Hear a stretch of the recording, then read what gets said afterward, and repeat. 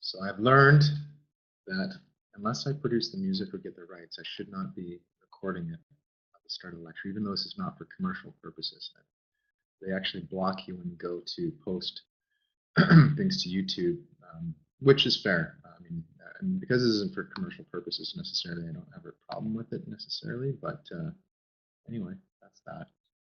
So for those of you who are new to working with me in these courses, this is something that I started to do last year at the request of a student, and it just kind of took off. You know, people really dug it, and it is a series of lectures that I do like this, live but recorded, that go along with the courses that I'm teaching, and I do it on a regular basis, weekly. I think I'll stick to weekly. I thought about doing every 2 weeks, but I think weekly is good. I can pull it off. And now I see what we're going to do for this series, and I can pre-plan a lot of it. And so we deliver it Tuesday night at 7 p.m. Pacific time. For those out east, I understand it's a little late, but we're going to keep it short. These ones are not going to be, sometimes it went long before, but I'm going to keep them a little tight. This one's short-ish, and so you won't be up super late. Plus they're recorded, and then I post them to my YouTube channel. So if you aren't able to attend live on a Tuesday night, you can always go to the lecture on YouTube and watch it, or the other ones as well. It's up to you, and get access to it there. This is a relatively new thing for me. I only started doing it, like I said, because a student said, well, this would be great if you did this. So I'm still kind of working out the kinks, only having done it for a year, but people tend to like it. And I like doing it because it keeps us together on the courses. Online learning can be a very disconnecting process sometimes, I found. You don't feel like you're tied in. And the benefits are obvious, that you can do things on your own time and schedule and geography in place and all that good stuff. But the downside is that you, at least from what I've gathered from students, is you feel like I'm not really part of something, or I don't get enough interaction, or what have you. And I understand that and I get that. So this is one way, and I believe it's effective because I've had positive reviews from students and others who participate to keep cohesion along a 10 weeks. We're going on a little bit of a trip in both courses. And this helps us to have something we anchor to every week. Even if you can't make it, you know it's going to happen. All right, so that's kind of where this came from. The other thing I like about doing this is the fact that it allows me to bring in things that are related to the coursework, but not didactically. So it's not like this, we're going to cover this concept or what have you, because it's in this unit and tied to this learning outcome. It's not like that. It's more free form. I can pull in things from what's happening in the world right now, and we do it live. And you can also, we have a discussion point at the end where questions can be asked, and it's fun, bringing some music and stuff like this. All right, so that's the idea with this, and it is open. I haven't really marketed it, but when I do, people jump on it. So I gotta see if this platform can handle it. I didn't spread the word widely for this, but the next one I will, now that I know what I'm doing for this kind of next series. So we'll see. We might have more people. This is a good crowd. 11's pretty good. I've had less before. Even there's one person will do it, so it's all right. So what we're going to talk about tonight, I expect that we will finish in half an hour, depending on the discussion. So the idea here is there's two courses. So there's, just to let you know, there's people from ENVP 322, which is Sustainable Development. And then there's folks from ENVR 660, is that the number? Yeah, 660, which is Leadership and Sustainability. So graduate and undergrad, but the issues are very similar. So content is different for the courses, but I think I can speak to things that will cause you to bring value to both courses and what we're working on in both courses. So what I've decided to do with this series as a whole, actually, is to kind of take a historical approach to the whole issue of sustainable development, because it's really important. And this is stuff I'm working on right now outside of Royal Roads altogether. And it's really important for my work and my team's work when we go and we fly into a different country, which I have to do in the next few weeks, to go and deal with climate change adaptation and understand how what their issues are and how their governance works and so forth and so on. So if you don't know where things came from, it's hard to understand why things are the way they are and where things might go. And in our work, that's important. Those are important issues, right? In any kind of situation, you got to understand what the history is, the context is, and then therefore get the backstory as to what may or may not work. And what are the forces that have shaped what you see today? So given that, I'm going to create this whole series around that idea.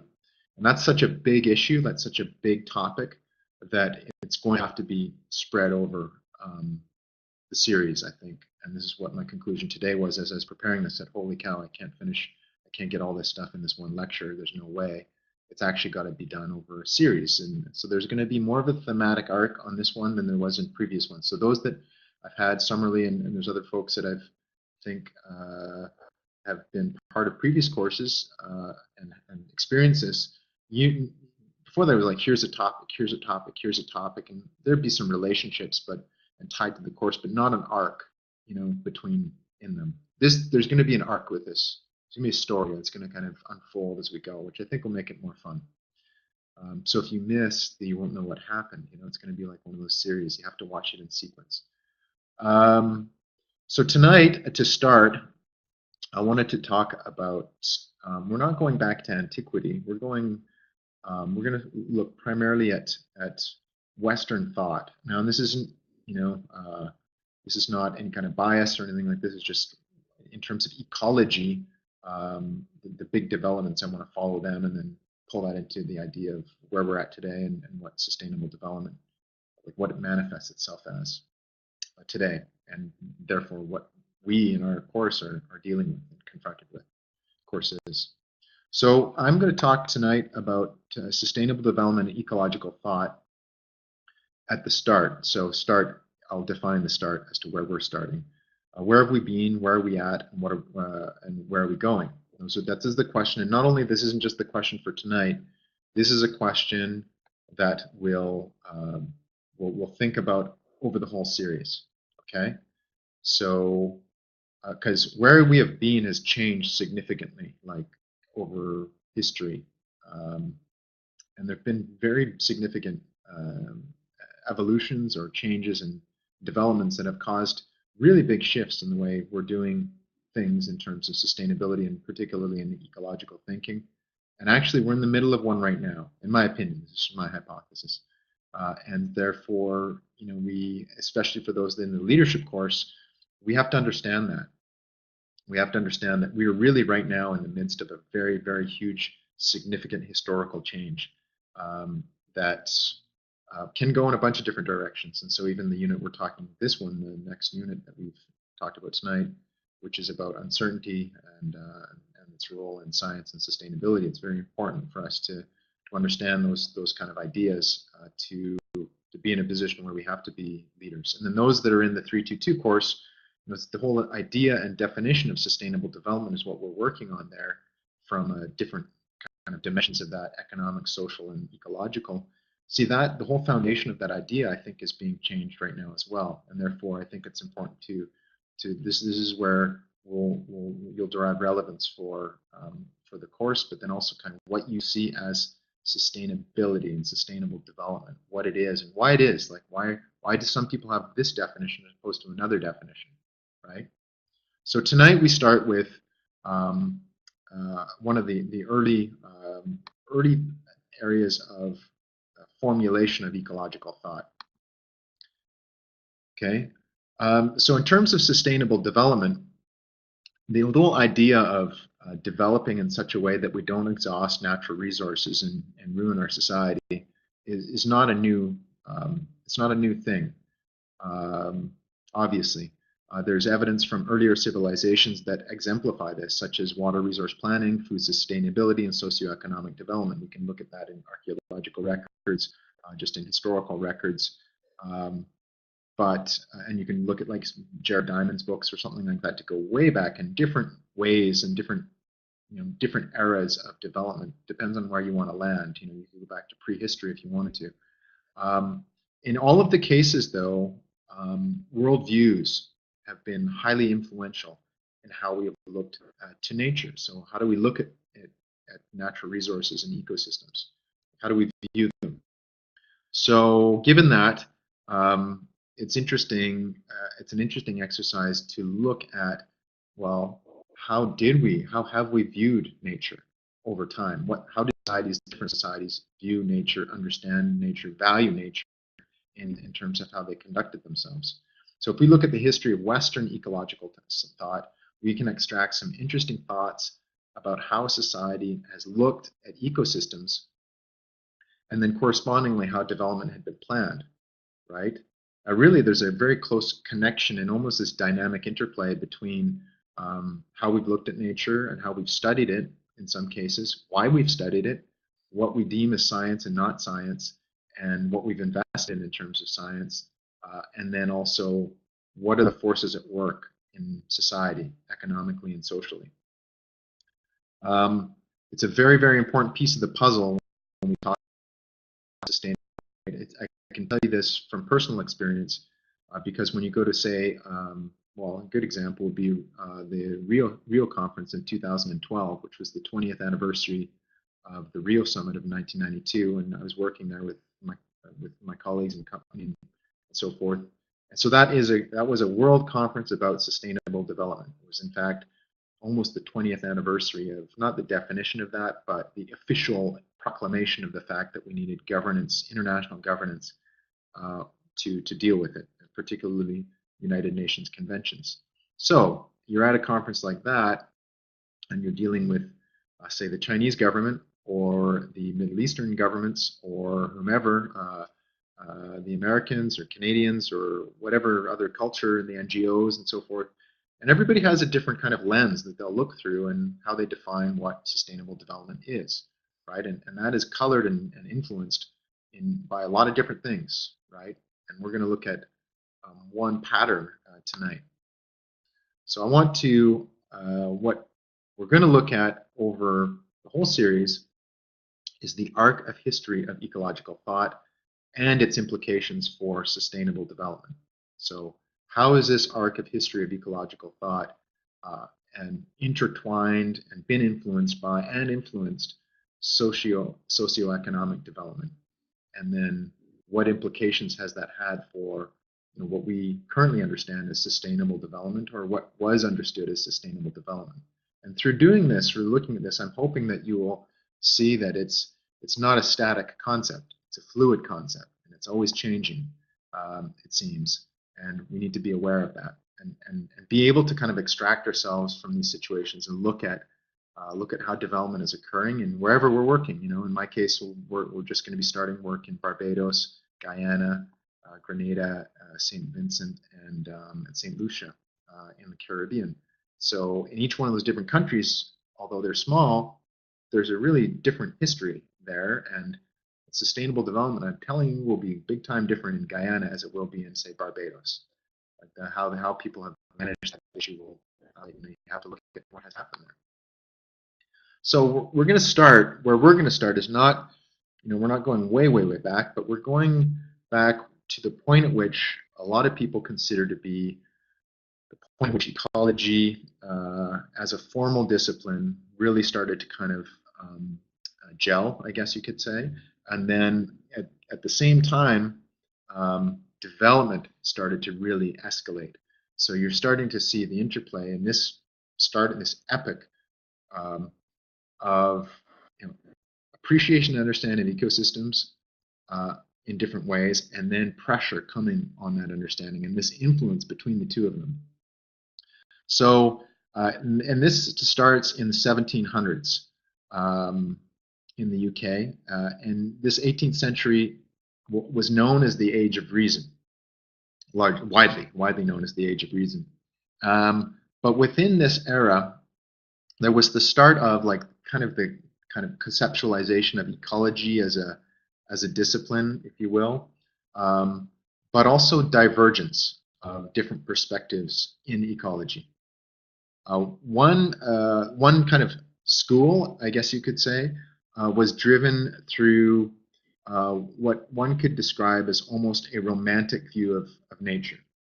So romantic in the sense of I'm not saying necessarily like Well, yeah, a love of nature and a love of an appreciation of the divinity of nature, the divinity of and awe-inspiring nature of the natural world around us and how everything works in such incredible, incredibly balanced ways when not disturbed.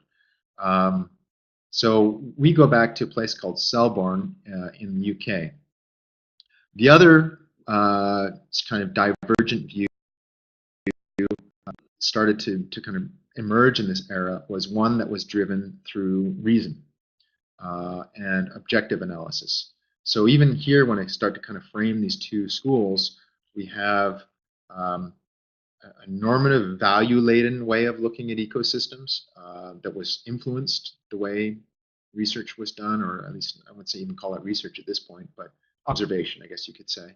And then another one was like, well, analyzing it and looking at functional characteristics, and we will see that that objective analysis then kind of was fueled by different values, right? Values that wanted to achieve different things. So, the natural history of Selborne. So this book, there's a book entitled The Natural History of Selborne, was written by an early ecologist, if you want, call him a scientist, call him a natural history curator, perhaps. I call him a natural historian. That would be a good way, an ecologist. Gilbert White. So it was published, that book, which is, I believe, his only book, but it kind of captures his life's work, and he's known for that book, was published in 1789. And so if you haven't read it, or at least you don't know of it, I would say take a look at it. I mean, this is almost a Bible for many people who are immersed in this kind of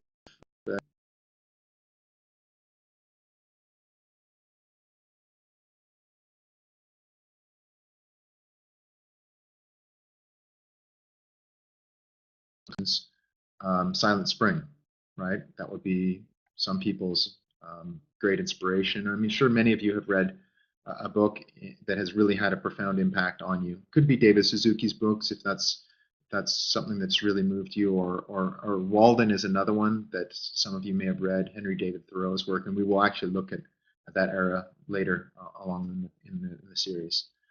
But the natural history of Selborne was kind of an epitaph, or really like a celebration, a documentation of Gilbert White's ecological observations in his own town of Selborne, which is in the United Kingdom. So it wasn't only an ecological piece of literature that really is known as just a documentation of ecosystems, right? It was also it's also known as widely known from a spiritual perspective. So it's, again, you've got this value-laden perspective that's associated with it. So in fact, even to this day, Selborne, the actual village, is a destination of spiritual quest for many people. They go there to do like a pilgrimage to Selborne, because they've read the book and they've read the detailed observations that Gilbert White made, and maybe they're ecologists or natural history people, and they just kind of, the way he wrote and the way he kind of detailed the intricacies and connections between everything was what really captured people in this work. So he was a naturalist at heart, and his book really is accredited to laying the foundation for what's called the natural history essay in America and the UK. So the natural history essay is like an expository on some element of nature, right? So HDT, Henry David Thoreau, would definitely be considered a natural history essayist, and definitely from a social standpoint. But he studied in depth his parish of Selborne. So he spent his entire career in his small parish, small town in the UK, observing and documenting the minute details of how everything worked together. Biota, climate, interactions between species, how things worked, etc., etc. And his interests were wide-ranging, but like in terms of observation. Like he would observe and document how the soil was characterized and how when the rain came, what happened to this part of it, and so forth and so on. But he always focused on his own environment. And I think this is part of the reason why everybody became so enchanted with this man's kind of devotion to observing his own environment. And this was kind of strange at this time of history because it was the start of, in the midst of expansionism globally, right? So we had imperial powers, the UK being one of them, colonial powers having expanded their footprint throughout the world. So you had a lot of the natural history, the adventurous natural history was going to South America and going to Galapagos and going to these wide expeditions for documenting this, that, and the other thing, and then coming back as a hero, having written a book or what have you. Whereas this Gilbert White did not go outside. Well, I mean, he went outside, but he did not venture away in his documentation. He was very much attached to his place.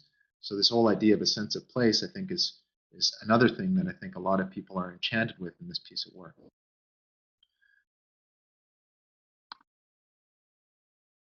So these interrelationships which he described in Selborne are written in his opus were very much the foundation of what we now call ecology. So at the time, we didn't really have, it wasn't really considered to be a discipline per se, at least a formal discipline. And his motivation was driven by both an appreciation of his own environment. He was obviously curious about nature. Like he walked and observed how things were working and dutifully documented, like in great detail.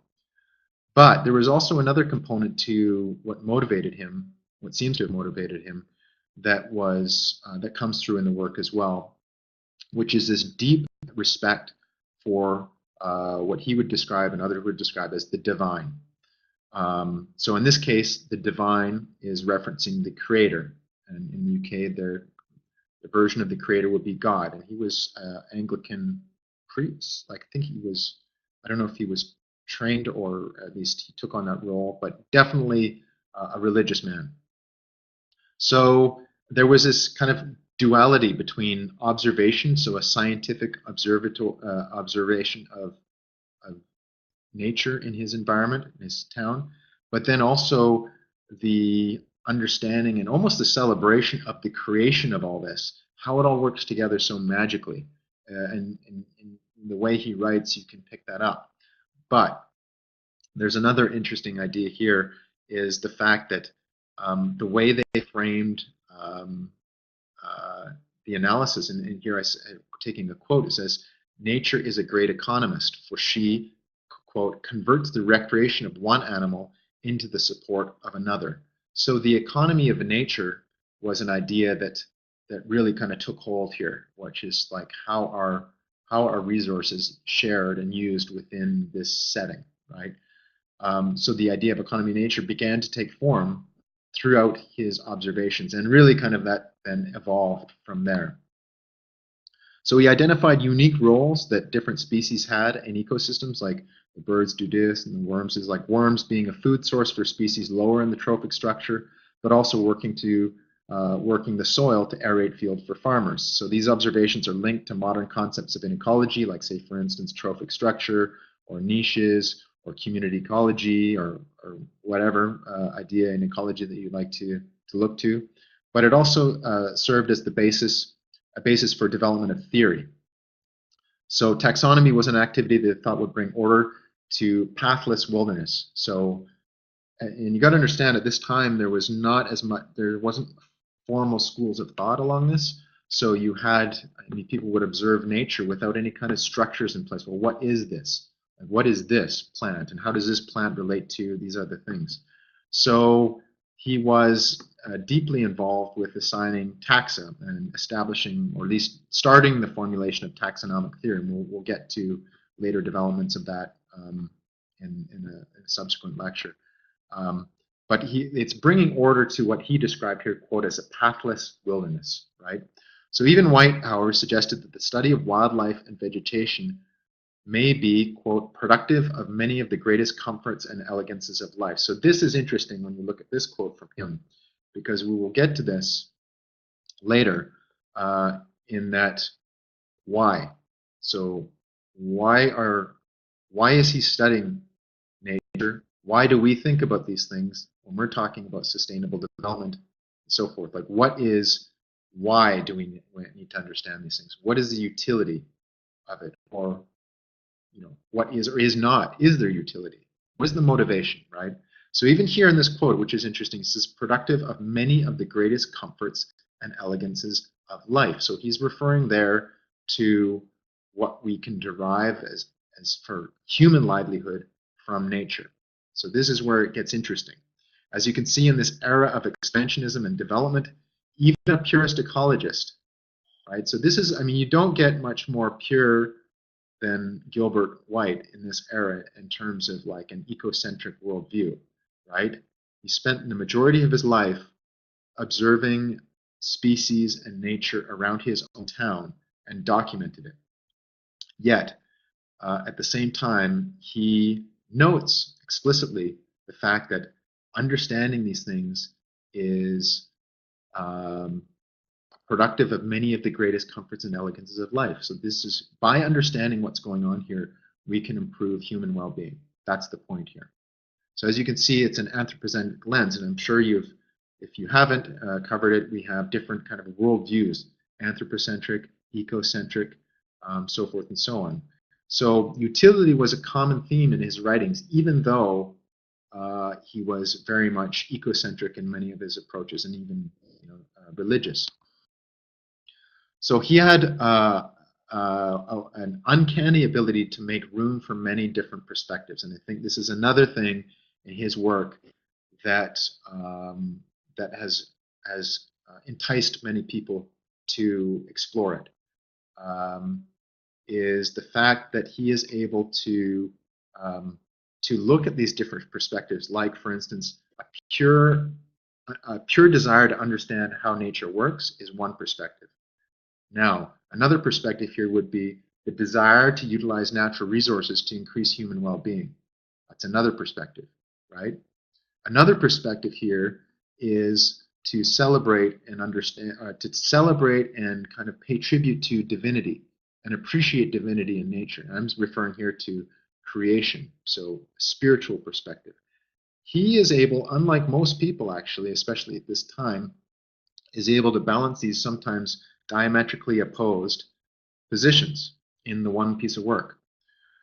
So, for instance, he had a romantic view of the creation and the providence of nature,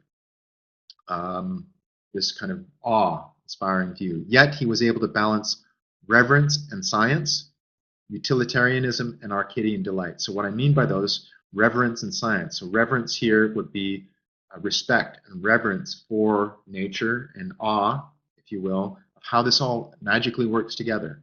Yet at the same time, he takes a very scientific approach in documenting things and categorizing things, taxonomically organizing things, looking at function, right? And in order to do that, you have to take a scientific approach. Yet he is able to both maintain that awe and respect for what he sees before him, yet at the same time, he's able to engage in scientific inquiry in a relatively objective way, which is not common at this time, for sure, and even today. And the second point here is utilitarianism and Arcadian delight. So what I mean by utilitarianism is, what use is this to us? And he's, as I took that quote before, he cites utilitarianism as that which can provide for, what did I say, the good things, the elegances and of livelihood. So meaning like food, wealth creation, and so forth. And then Arcadian delight is the delight of being in nature, the delight of walking around and experiencing nature. So there's two competing perspectives there, right? I appreciate and love nature, yet at the same time, I want to cut the grass and I want to, harvest potatoes and sell them so that I can, get a house or get a car, whatever it might be, right? So different competing objectives, yet he's able to kind of capture them and does it in an elegant way, in an authentic way. That's the thing I think that people appreciate, is he's an authentic thinker. So perhaps his capability to take the positives from each of these perspectives is what has created such reverence for his work. I don't know, but that would be one of my working hypotheses on this. History had a different story for ecology, though, and during the late 1700s, so in the latter part of his life, he died in 1783, I think. His book was published in 79. Late 70s, social and economic forces made the economy of man a much more pressing concern than the economy of nature. So, the economy of man. So what started to happen? Use the term here, upheaval and conflict. So at this time in history, there were the sprouting up of wars for independence in the British colonies, and this had a profound effect on the political and economic workings in the UK where he was doing this work. We also had social upheaval in France, also contributing to the economic and political instability that would impact views of ecology. So we had a lot of changing in social and economic structures at this point in time, one of which was the emergence of the Industrial Revolution, or a form of Industrial Revolution, very early stages of it. So the factory system started around this time, and how it started was there had been a significant amount of capital that had been aggregated or accumulated in the UK as a result of, and this capital then was being deployed and used for production, becoming more of a visible priority. So rational use of capital resulted from the accumulation of wealth from years of trade within the Orient. So all of the colonial work and the trade that had been done in the Orient, as well as in the New World, meaning America and South America, resulted in a large amount of capital being deployed and invested in things such as technology and production.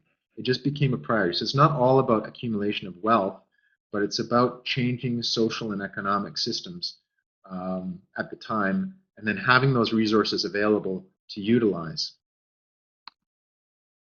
So capital and industrialization.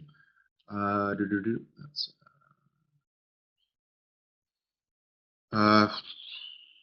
for production. Sorry, that's a repeat slide. Technology. So one of the things that came out of that was technological development.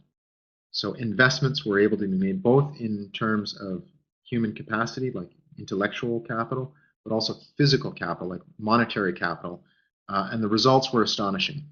So for instance, I've given some examples here. 1765, James Hargreaves invents the spinning jenny, the power loom. So a lot of work in textiles, right? And then also James Watt's steam engine. So what was happening here was scales of production, technology that can help to produce more things with less human factors of labor put in. So this was very much the end of an era and the start of a new one.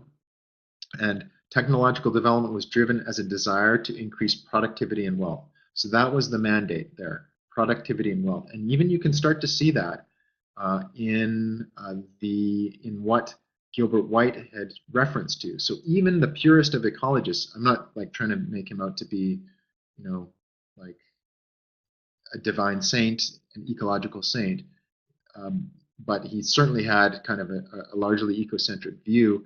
But even this fellow could not kind of avoid the fact that what's happening around him, which was the fact that people wanted to see productivity and increase in livelihood and wealth. It was just part of the social norms at that time in that area. So expansionist and utilitarian economic views. So technological development, desire, production led to massive industrial change. So that's what happened with this influx of capital or aggregation of capital, as well as the desire for development, and then also the technology to enable this. Agriculture was upscaled. So textiles was upscaled. Manufacturing was upscaled. Everything was upscaled as a result of this. And you can start to understand, okay, well, how is this going to then shape how we look at nature then, right? Inevitably, it's going to. Landscapes were transformed. So at this era, roughly 6.5 million acres of English landscape was transformed into rationally planned landscapes of cultivated plots, so square plots. So you saw, not only did you see like a kind of a conceptual transformation as to how people were living their lives, but you also saw that these landscapes were physically transformed to create food, right? So this is a quote taken from someone named Arthur Young, who was the agricultural reformer of the time, and this quote is, "Make two blades of grass grow where one grew before," right? So what does that tell you, right? It tells you to double production on every piece of land that's available. So clearly there's a certain mindset that's being prevalent at this point in time. So the Western world had changed, and with that, so would ecology.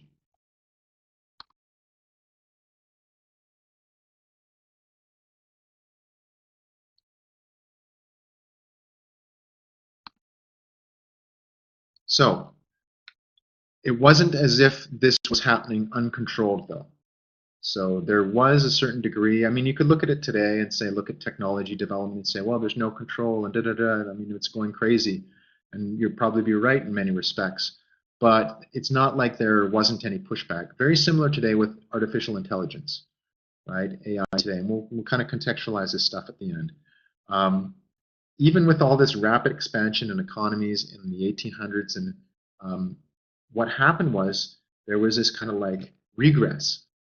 So there was a desire for nature as a result of this rapid kind of materialism and development and agricultural expansionism caused certain people to go, oh my God, I need to take a break here. So the Arcadian dream that was captured in White's book, it became almost an escape for many who just got kind of overloaded with development, right? Like they wanted to retreat from this.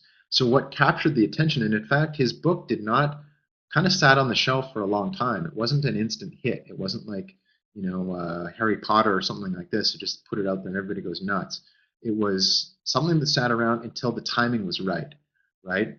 So a lot of people recoiled from this kind of rapid expansion and say, like, what are we, where are we going, and what's the direction here? And White's book was actually was a retreat for many people, almost like a drug or an escape from that kind of paradigm of development. And we'll see this again in subsequent lectures and with different phases. So industrialism was one threat to the Arcadian dream. So you have these schools. There's the Arcadian dream, which would be documented in White's book of like living pastorally and living simply in the small rural village, in which you're very aware of what's going on in your own environment. That's like the Arcadian dream, where providence and the creator is all around you, right? Celebrated. But industrialism was one threat to that, right? Industrialism was not about that. Industrialism was about production. Another threat, though, was science itself, right? So a threat to the Arcadian dream, which was very much rooted in providence and a celebration of creation. Science was in opposition to that to some degree, could be interpreted that way. So the rise of the natural history essay started here. It started with Gilbert White, popularized it, and initiated a provocation of discourse around development and science. It's not like it just started here, but really came to a link here, where we started to say, what is going on? We're having rapid industrial development happening all around us: agriculture, land transformation, manufacturing, economic development, all this kind of stuff. But then at the same time, we have this piece of literature which documents the pristine environment in rural village in the UK. And it's beautiful, and we appreciate it, and it celebrates kind of God and creation and nature. So you have two different competing worldviews, right? And the natural history essay is one way of documenting what I would say is kind of like an ecocentric worldview. So the big questions that this brought to the table and brings to the table then for us are, what are the priorities of development? And these were put on the development at this point. Like, what are we trying to achieve here? In this case, at this stage in particular, it was questions of rationality versus divine thinking. That was one of the big debates, is looking at objective analysis of an ecosystem and then, well, appreciating divinity in this, right? Another kind of question or conflict is reason versus romanticism. So I want to use reason to understand what's going on, and reason was largely fueled by economic interests. If we understand how this natural system works, like what's the best way to transform the landscape, right? Why? Because we want to maximize agricultural production. We want to grow 2 blades of grass where one was growing before. So how do we do that? Well, we need to use science. That's a reasoned approach.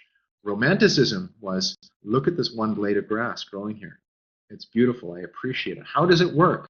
How does this 1 blade of grass work and grow? And why does this bird come over and pick at this 1 blade of grass? Isn't that amazing how these things, the economy of nature, works together, right? That's kind of the creator did this. That's kind of the romanticism view of, in this case, documented in Gilbert White's book. So these are questions that emerge in sustainable development. Like they emerge in sustainability today. So today, we have similar types of issues, and we need to think about, well, why think about this? So why do we think about these competing views? The questions we have today are about the use of knowledge. This is one of the questions that we have in both when we actually look at these in the courses. What knowledge is relevant and why? And who creates the knowledge? And what is the basis for that knowledge? What schools of thought? What is the relevance of science? And science here, I'm referring to natural science. So what role does science have? Now, for those in the leadership course, we're looking at the role of science specifically in this unit about natural science, how people react to natural science often, and then what are some limitations of natural science, right? What are the limitations of reason? This is the article on post-normal science really will pull some of those issues out in more detail. What's the role of justice? What's the role of rights, right? Rights of nature, rights of individuals, rights of communities. Balancing of imperatives. How do we balance different imperatives? So those same questions were being asked at this point in time back in the 1700s, which is, we have an imperative that's largely been driven by capital and the desire for people to increase their standard of living and their well-being through agricultural production, through manufacturing, and so forth and so on. Yet at the same time, we have the appreciation for nature, right? There's competing imperatives there. We have an ecological imperative to conserve, maybe less so then. There wasn't as much of an issue around the conservation issue at that point in time as there is now, but nonetheless, we still have these kind of competing worldviews. Today, we think about issues such as a pipeline or not a pipeline, right? We have issues, is this an accurate assessment or is this an inaccurate assessment? What is the validity of this knowledge? What's the validity of an environmental impact assessment? So the Kinder Morgan Pipeline Extension Project, twinning an existing pipeline. The environmental assessment was deemed to be not acceptable, right? It was deemed to be an inaccurate assessment. Well, don't quote me, but it wasn't claimed to have followed the appropriate consultative procedures that they would have liked to have seen, right? And that, in essence, is going back to late 1700s, very similar type of issue, in that the type of knowledge that we're going to have to incorporate now in these kind of assessments in order to achieve social license is not just natural science. We're gonna, and our version of natural science for these kind of purposes will change. I guarantee you. Now it is changing, and it will change not only in academic circles, but it's changing in governance circles as well. So where development decisions are made. Natural or social science. What is the relevance of both? I mean, the project that we're preparing tonight, I have to prepare the plan for. We'll be using more of a social science approach to this thing in the Caribbean as opposed to natural science, which is different, right? Because we want to get at context. We want to understand what people are thinking, not necessarily what we see in nature. So these are the questions that today we have to deal with, we have to wrestle with in our profession and in our study. And particularly for those that are studying leadership and for those that are trying to kind of get a handle on how do we balance and what are these different competing perspectives and imperatives in sustainable development, ecological, economic, and social imperatives. So as we move into the next units in 322, we'll be looking at the ecological imperative, the economic imperative, and social imperative. And this type of debate is not new. You can see here, even in this short lecture tonight, has its roots in earlier, actually. We could go back into other civilizations if we wanted to, but I just chose to start at basically the start of the Industrial Revolution. And then we'll track the history of thinking as it's evolved from there. And then what other factors were influencing that, even up to today. That's what we'll end up. So, in order to navigate these questions, historical development and the trajectory we are currently on, we need to understand the trajectory we're on. And this will be the mission of this fall 2018 Sustainable Development Lecture Series. Will be to trace and track a trajectory, not the trajectory, because this is just me kind of painting a picture. There's a lot of different histories that exist. I'm going to give one summary and of that, largely from an ecological standpoint. And that's what we're going to do over the next 10 weeks. And we will tie it to what we're working in courses. And that is the conclusion of our talk tonight. And I can include some references to some readings that might be useful to go along with this. Does anybody have any questions? If you have a question, just push it through in the chat.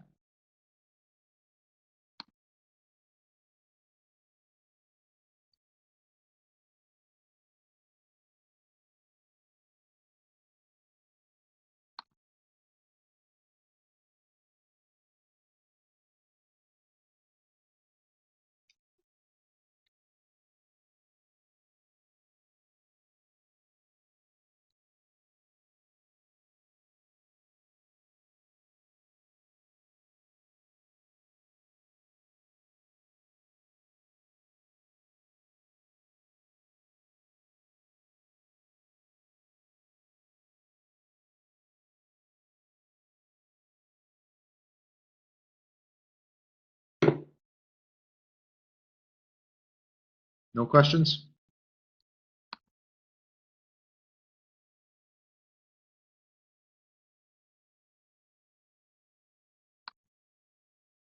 Okay.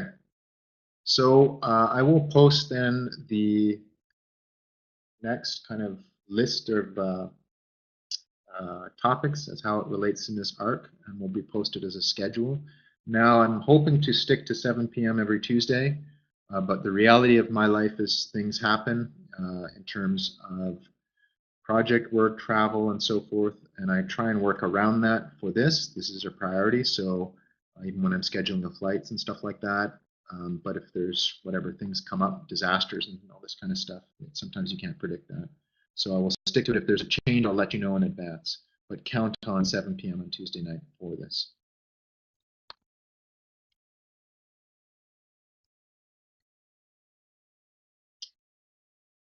All right. So I will also be posting this to YouTube, and I will put the link to the YouTube channel on Moodle timeline for both courses. So if you can't make it, you can always go there.